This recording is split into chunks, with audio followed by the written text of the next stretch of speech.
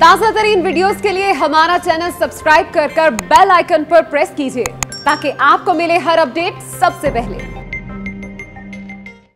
अहम खबर यह भी है कि लाहौर में मैट्रिक और इंटरमीडिएट के इम्तिहानात के दौरान ड्यूटी देने वाले अमले की वैक्सीनेशन को जरूरी करार दे दिया गया है। वैक्सीन का सर्टिफिकेट न रखने वाले को इम्तिहानी अमले का हिस्सा नहीं बनने दिया जाएगा। बात करेंगे डॉन न्यूज के नुमाइंदे नुमान लियाकत से। नुमान बताएगा कोरोना एसओपी से मुतालिक मजीद क्या हिदायत सामने आई हैं।